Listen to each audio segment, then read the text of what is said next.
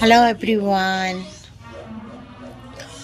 ମୁଁ ଆଜି ମୋବାଇଲ ଖୋଲୁଛି ସବୁ ଜାଗାରେ ହ୍ୟୁମାନ ସାଗରଙ୍କର ବିଷୟରେ କୁହାଯାଉଛି। ଗୋଟେ ମା କାନ୍ଦିକି ବହୁତ କିଛି କଥା କହୁଛନ୍ତି, ଅନ୍ୟ ଉପରେ ବ୍ଲେମ୍ କରୁଛନ୍ତି।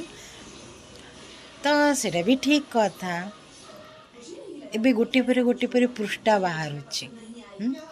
ଯେହେତୁ ସମସ୍ତେ ଆଶ୍ଚର୍ଯ୍ୟ ହୁଅନ୍ତି କାହିଁକିନା ଅଳ୍ପ ଏଜ୍ ବୟସ ଗୋଟେ ହୁଅନ୍ତା 40 45 କି 50, ତ ତାଙ୍କ ଲାଇଫ୍ର ଅଧିକାଂଶ କହିବାକୁ ଗଲେ ଏଇ ଏଜ୍ରେ ତାଙ୍କ ଲାଇଫ୍ ଷ୍ଟାର୍ଟ କରନ୍ତି, କିନ୍ତୁ ସେଇ ଏଜ୍ରେ ସେ ଆମ ସମସ୍ତଙ୍କୁ ଛାଡ଼ିକି ଚାଲିଗଲେ। ଆଉ ସେ ସବୁଠୁ ବେଶୀ ସ୍ୟାଡ଼୍ ଗୀତ ଯାକ ବହୁତ ସୁନ୍ଦରରେ ଗାଆନ୍ତି, ହୃଦୟ ଟଚ୍ ହେଲା ଭଳିଆ, ଯେଉଁଟାକି ତାଙ୍କ ନିଜର ଲାଇଫ୍ଟାକୁ ସେଇଠି ବୋଧେ ରଖିଦିଅନ୍ତି। ତ ଆଜି ମୁଁ ସମସ୍ତଙ୍କୁ ବି କହିବାକୁ ଚାହେଁ, ଏଠି ଧନ ବଡ଼ ନୁହେଁ।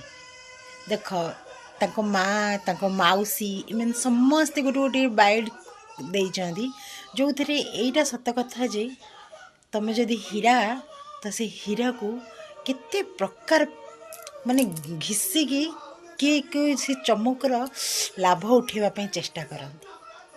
ତାଙ୍କ ମାଆ ଯେ କହିଲେ, ତାଙ୍କ ମାଉସୀ ଯେ କହିଲେ, ସେ କଥାକୁ ମୁଁ ଧ୍ୟାନ ରଖି ଏଇ କଥା ଗୋଟେ ଭାବିଲି, ଯଦି ଧନ ଅଛି ସେଇଥିରେ ବି ପ୍ରୋବ୍ଲେମ୍। ଯଦି ତୁମେ ଗୋଟେ ମାନେ ତୁମ ଭିତରେ କିଛିଟା ଭଲ ଅଛି, ସେଇଟାକୁ ତୁମ ନିଜ ଲାଇଫ୍ ପାଇଁ ଡେଞ୍ଜରସ୍ ହେଇଯାଏ। ଆଉ ସବୁଠୁ ବଡ଼, ସମସ୍ତେ କହୁଛନ୍ତି ମାନସିକ, ସିଏ ବି ନିଜେ ବି ବାଇଟ୍ ଦେଇଛନ୍ତି, ତାଙ୍କ ଲାଇଫ୍ରେ ମାନସିକ ସ୍ତରଟା ଖରାପ। ଏଇଟା ବି ସତ। ହଜବେଣ୍ଡ ୱାଇଫ୍ର ପ୍ରୋବ୍ଲେମ୍ଟା ନା କେବଳ ସେଇମାନେ ହିଁ ବୁଝିଥାନ୍ତି। ସେ ହୁଏତ ହାର୍ଟଲି ତାଙ୍କ ସ୍ତ୍ରୀକୁ ଚାହିଁଥିଲେ, ଯେଉଁଥିପାଇଁ କି ମେଣ୍ଟାଲି ଡିଷ୍ଟର୍ବ ହେଇ ସେଇଟାକୁ ଲିଭେଇବା ପାଇଁ କି ଡ୍ରିଙ୍କକୁ ଆପଣେଇଥିଲେ। ତାକୁ ଦୋଷ ଦେଇକି ବି ଲାଭ ନାହିଁ, କାହିଁକି ନା ଗୋଟେ ମଣିଷ ଜୀବନରେ ଦୁଃଖ ଭୁଲିବା ପାଇଁକି ସେ ଯେଉଁ ପ୍ରୟାସଟା ଆପଣେଇ ଥାଏ, କିଛି ଲୋକଙ୍କ ବାଟ ଖରାପ ଥାଏ। ଯଦି ସେ ଭଗବାନଙ୍କ ଉପରେ ନିଷ୍ଠା କରିଥାନ୍ତେ, ଭଗବାନଙ୍କ ରାସ୍ତାକୁ ମାନିଥାନ୍ତେ, ତାଙ୍କ ଦିଗ ଯଦି ଭଗବାନଙ୍କର ଦାନ ଧର୍ମରେ ଚାଲିଥାନ୍ତା, ହୁଏତ ସେ ଆଜି ଜୀବନ୍ତ ଅବସ୍ଥାରେ ଥାନ୍ତେ। କାହିଁକିନା ଭଗବାନ କେବେ ବି କାହା ପ୍ରତି ଅନ୍ୟାୟ କରନ୍ତି, କିନ୍ତୁ ସେ ସେଇଟାକୁ ଆପଣେଇଲେ ଯେଉଁଟା ନିଜ ଶରୀର ନଷ୍ଟ ହେଲା, ନିଜର କଷ୍ଟଟାକୁ ସେଇଥିରେ ବାଣ୍ଟି ଦେଲେ, ଯେଉଁଟା ଶରୀରର ଗୋଟେ ପାର୍ଟ ମିଳିଗଲା ବା ନଷ୍ଟ ହୋଇଗଲା, ଯେଉଁଟା କେବେ କି ଦେଇପାରେନି। ପଇସା ଅଭାବରେ ବି ସେ ପାର୍ଟଟା ମିଳେନି, କାହିଁକିନା ଭଗବାନ ସେଇଠି ନଥାନ୍ତି। ତ ତାଙ୍କୁ ସେ ଶିକ୍ଷା ଦୀକ୍ଷା ଦେବା ପାଇଁ ତାଙ୍କ ପାଖରେ ଭଲ ମଣିଷ ଥିବା ଦରକାର ଥିଲା। ଆଜି ଆମେ ସେ ସ୍ୱରକୁ ହଜେଇଲେ, ସେ ଲୋକକୁ ହଜେଇଲେ। ଏବଂ ପ୍ରତ୍ୟେକ ସ୍ତ୍ରୀ, ପ୍ରତ୍ୟେକ ସ୍ୱାମୀଙ୍କୁ ମୋର ଗୋଟିଏ କଥା, ନିଜ ଭିତରେ ଡିଷ୍ଟର୍ବାନ୍ସ ଏତେ ଆଣନି ଯେ ତୁମେ ଡିଭାଇଡ଼ ହେଇଯାଅ, ଜଣେ ଜଣଙ୍କଠୁ ଦୂରେଇ ଯାଅ। କାହିଁକି ନା ଏଇଟା ସତ ଯେ ପରସ୍ପର ଭିତରୁ ଜଣେ ହାର୍ଟଲି ଥାଏ, ସେ ମାନସିକ ସ୍ତର ବହୁତ ଭାଙ୍ଗି ପଡ଼େ।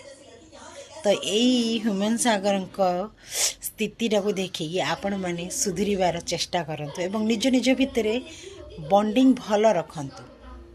ସମ୍ପର୍କକୁ ଦୃଢ଼ କରିବା ପାଇଁକି ନିଜ ଚିନ୍ତାଧାରା ମିଶାନ୍ତୁ।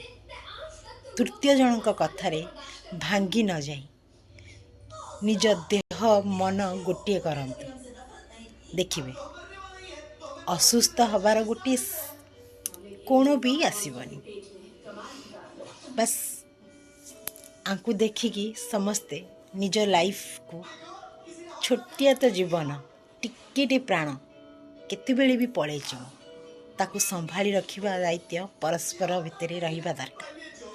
ତାହେଲେ ଯାଇକି ସମାଜରେ ଗୋଟିଏ ବାର୍ତ୍ତା ଯିବ। ବାସ୍ ଏଇଠୁ ମୁଁ ଏଇ ଶିକ୍ଷା ନେଲି, ଏଠି କାହାର ଦୋଷ ନାହିଁ। ଦୁଇ ଜଣଙ୍କ ଭିତରେ ଯଦି ଅଣ୍ଡରଷ୍ଟାଣ୍ଡିଂ ଭଲ ଥାଆନ୍ତା, ବାହାର ଲୋକଙ୍କର କେବେ ବି ସାହସ ହେଇନଥାନ୍ତା ତାଙ୍କ ଶରୀର ପ୍ରତି ଖେଳିବା ପାଇଁ। ବାହାର ଲୋକଙ୍କର ସାହସ ହେଇଥାନ୍ତା, ତାଙ୍କ ସ୍ତ୍ରୀ ଯଦି ସାଥିରେ ଥାଆନ୍ତେ ନା ସେ ମାନସିକ ସ୍ତର ଦୁର୍ବଳ ହେଇଥାନ୍ତା, ନା ଅନ୍ୟମାନେ ଡ୍ରିଙ୍କସ୍ ଦେବା ପାଇଁ କି ଚେଷ୍ଟା କରିଥାନ୍ତେ ଯେ ଭୁଲିଯିବ ଏଇଟା, କେହି ତ ଚେଷ୍ଟା କରିଥିବେ ନା, ଅନ୍ୟମାନେ ଦେହ ଖରାପର ସେ ଲାଭ ଉଠେଇଥାନ୍ତେ, ପ୍ରୋଗ୍ରାମ୍ ରଖିଥାନ୍ତେ। ସ୍ତ୍ରୀ ମାଠୁ ବି ଟାଣ ହେଇଥାଏ। ସେ ସ୍ତ୍ରୀ କେବେ ବି ଚାହିଁବନି ତା ସ୍ୱାମୀ ଏଇ ଅବସ୍ଥାରେ କିଛି ପ୍ରୋଗ୍ରାମ୍ କରୁ, ସୁସ୍ଥ ହେଲା ପରେ ତମେମାନେ ଆସିବ। ଏଇ ଟାଣ ପଦକ ସ୍ତ୍ରୀ ହିଁ କହିଥାନ୍ତା, କିନ୍ତୁ ସେଇଟା ତାଙ୍କ ଭାଗ୍ୟରେ ନଥିଲା। ସେଇଥିପାଇଁ କି ଆଜି ତାଙ୍କ ମାଉସୀ ବି କହିଲେ ଯେ ଦେହ ଅସୁସ୍ଥ ଅବସ୍ଥାରେ ବି ତାଙ୍କୁ ଷ୍ଟେଜ୍ ପ୍ରୋଗ୍ରାମ୍ କରାଇଥିଲେ। ସତରେ ମଣିଷ ପଣିଆ ମରିଯାଇଛି, ନିଜର ଲାଭ ଛଡ଼ା ସେ କିଛି ଚିନ୍ତା କରେନି। ଏଇଠୁ ଟିକେ ସୁଧୁରି ଯାଆନ୍ତୁ। ବାସ୍ ଏତିକି ମୋର କହିବାର। ଦୁଃଖ ତ ଲାଗୁଛି, କ'ଣ କରିବି, କେମିତି କ'ଣ କହିବି, କାହାକୁ କ'ଣ କହିବି ଯେ ନିଜ ଜୀବନକୁ ନଷ୍ଟ କରିବେନି। ବାସ୍ ମୋ ମୁଣ୍ଡରେ ଯେତିକି ଆସିଲା ମୁଁ ସେତିକି କହିଲି। ଯେଇଠି ପରସ୍ପରକୁ ଦୋଷ ନ ଦେଇ ନିଜେ ସ୍ୱାମୀ ସ୍ତ୍ରୀ ବଣ୍ଡିଂ ଭଲ ରଖନ୍ତୁ, ତାପରେ ଦେଖିବେ ସମାଜ ଆପେ ଆପେ ତା ଜାଗାରେ ଥିବ। ନଚେତ୍ ଏଇ ହ୍ୟୁମାନ୍ ଭାଇଙ୍କ ଭଳିଆ ନିଜ ଲାଇଫ୍ କେଉଁ ଆଡ଼େ ଚାଲିଯିବ, କେମିତି ଗତିରେ ଯିବ କେହି କହିପାରିବେନି। ବାସ୍।